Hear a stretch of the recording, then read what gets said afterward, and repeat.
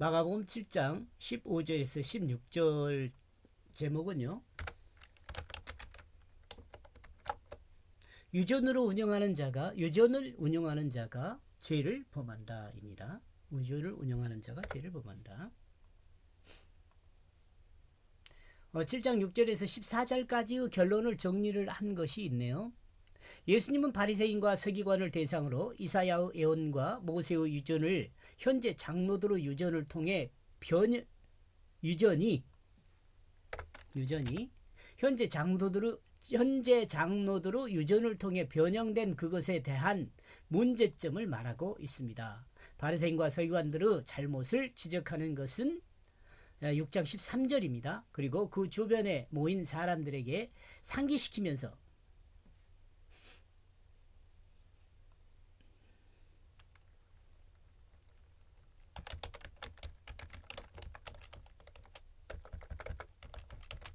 잘못된 내용을 상기시키면서 예수님께서 가르친 내용을 종합하여 잘 이해하라고 말씀하십니다. 이 내용은 14절이에요. 그리고 결론적으로 예수님께서 말씀하신 내용이 결론적으로 예수님께서 말씀한 내용이 마가복음 7장 15절 16절 2절에 기록되어 있습니다. 그리고 이 결론은 비유로 설명이 되어 있습니다. 이는 17절에서 제자들이 이 비유에 대한 설명을 요구하고 있으므로 우리는 비유라고 해석할 수 있습니다. 15절 보죠. 무엇이든지 밖에서 사람에게 들어가는 것은 능히 사람을 더럽게 하지 못하되, 제가 번역한 거예요. 그 사람 밖에서 사람에게 들어가게 되는 그것은 그 사람이 더럽게 될 수 있도록 하나도 하지 못한다.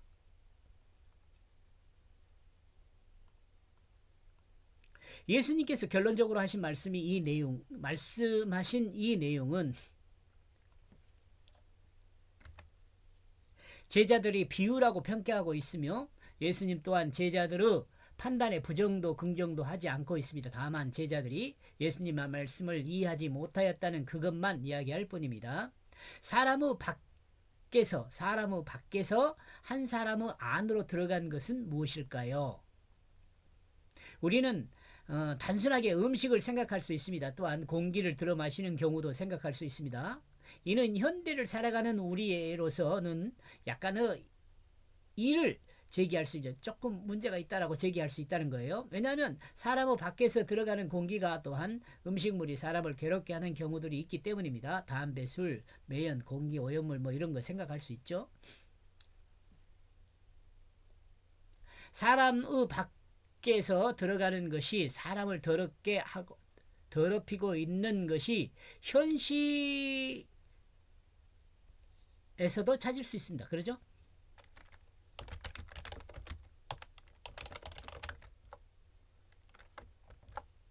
있습니다. 또한 사람을 죽게 만들기도 합니다. 그러므로 이 비유는 복잡한 생각을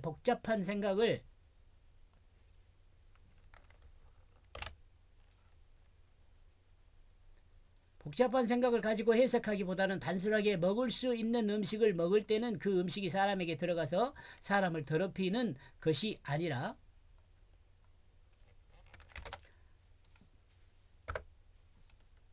사람에게 힘이 되게 한다는 의미로 받아들이는 것이 일반적인 해석으로 봐야 합니다.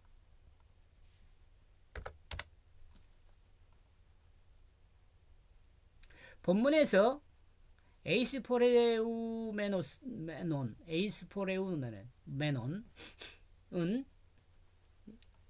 들어가게 되는 이란 의미입니다. 이는 장로들의 유전을 말하고 있다고 봐도 될 것입니다. 왜냐하면 장로들의 유전은 장로들에 의해 가르쳐졌고 그 가르침을 받은 내용을 능동적으로 수용한 것을 먹은 것으로 표현할 수 있기 때문에 그렇습니다.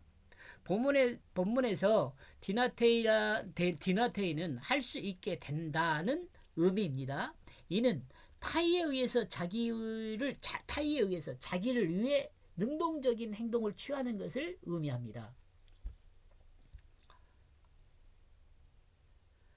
장로들의 유전이 사람을 더럽게 하는 것이 아니라 장로들의 유전이 그 사람에게서 나올 때는 사람을 더럽게 만든다고 말하는 거죠. 장로로 유전을 통해 사람이 죄를 범할 수 있다는 것을 예수님은 설명하고 있습니다. 장로들도 유전을 지키되 외식으로 다른 사람에게 보이기 위해 한 것은 유전을 지키지 않는 것뿐만 아니라 죄를 범한다는 거예요. 이해했으면 좋겠습니다.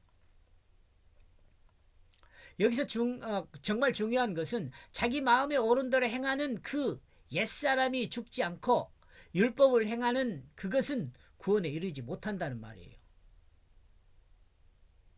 다시 설명하면 구약의 성전 제사와 신약의 십자가를 믿음으로 옛사람이 죽지 않고는 새 생명으로 거듭나지 못한다는 거예요.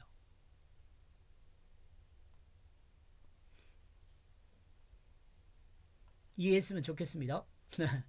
그러면 우리는 어떻게 살고 있습니까? 이 시대의 가장 큰 문제인 개인주의라 할 수 있어요. 이 시대의 가장 큰 문제는 개인주의예요. 개인주의라고 뭐 이렇게 이야기하는데 사실은 뭐예요? 자기 마음에 옳은 대로 행하는 거예요. 개인주의라는 게. 자기 마음에 옳은 대로 행하는 거. 자기중심. 이 개인주의는 주어진 환경을 자기 관점 또는 입장에서 해석하고 자기 유익을 위한 행동으로 정리를 합니다. 이는 집단에도 동일하게 적용되고 민족이나 나라에도 각각 동일하게 적용됩니다. 요즘 생각해보면 사상에도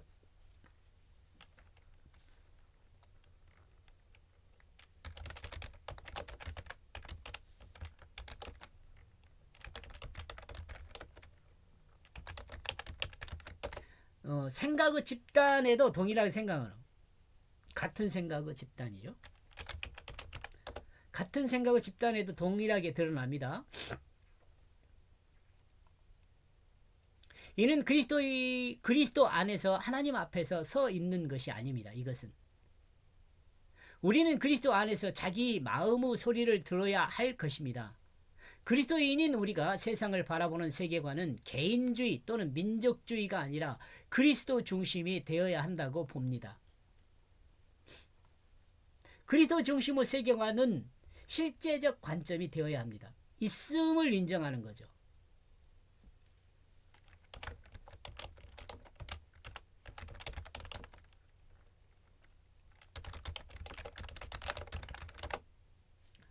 있음을 인정하는 사람이 되어야 합니다. 이를 극복하기 위해서 우리는 세계관을 바로 정립해야 합니다. 그리고 바른 세계관은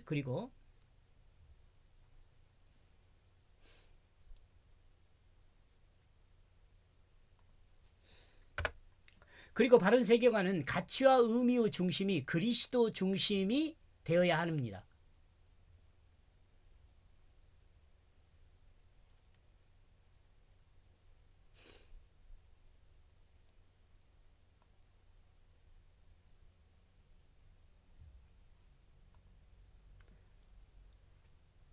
이 가치와 의미가 바로 정립되면 삶의 틀이 정해지는데 이것이 그리스도인의 세계관이라 할 수 있습니다.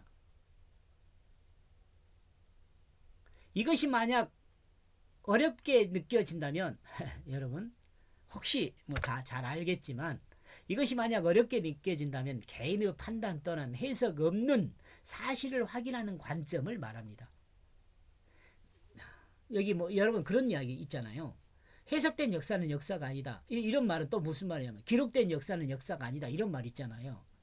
이 관점이 들어가 버리면 해석이 들어가 버리면 그 사실 실제가 변형된다는 거예요.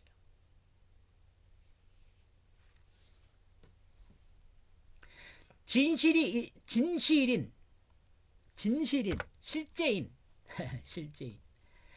진실인 있는 그대로를 보는 관점이 되어야 한다는 것입니다.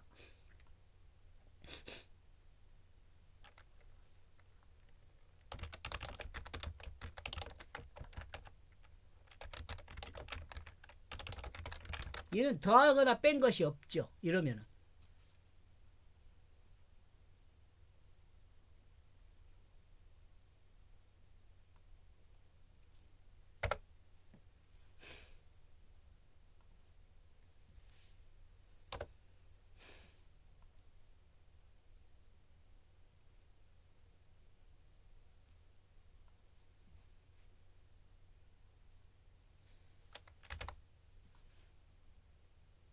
하나님의 말씀도 개인의 가치와 개인의 의미로 해석한다면 하나님 말씀은 간 곳 없고 사람의 욕심만 드러납니다.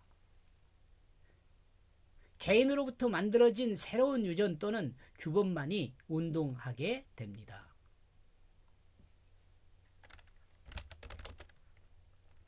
이것을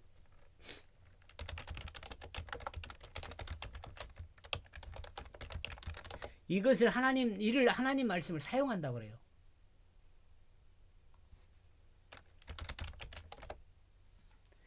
개인을 중시하는 삶은 현재는 밝은 웃음이지만 개인을 중심으로 여러분이 한번 생각을 해보세요. 내 맘대로 살 때는 현재는 웃음이지만 미래는 암흑입니다.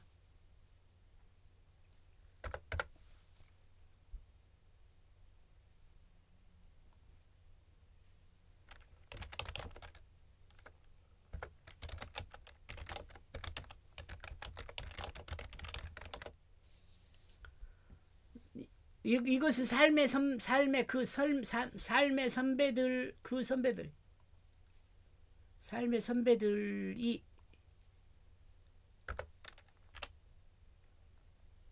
선배들의 말입니다. 그죠? 왜냐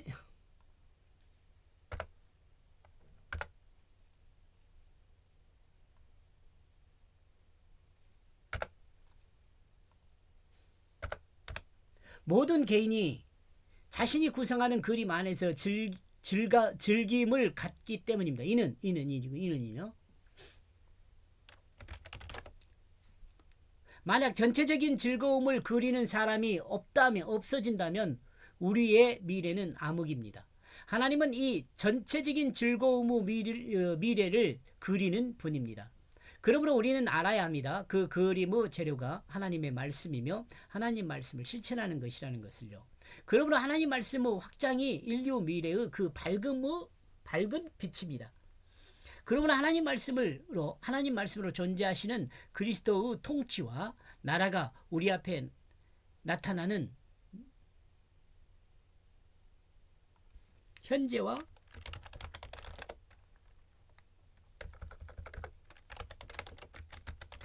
현재와 미래의 아름다움이 됩니다. 좀 어렵습니까? 이는 하나님의 언약입니다. 이거 하나님의 약속이죠. 현재는 알 수 없어요. 당장은. 언젠가 하나님의 언약을 우리의 눈과 귀로 확인하게 될 것입니다.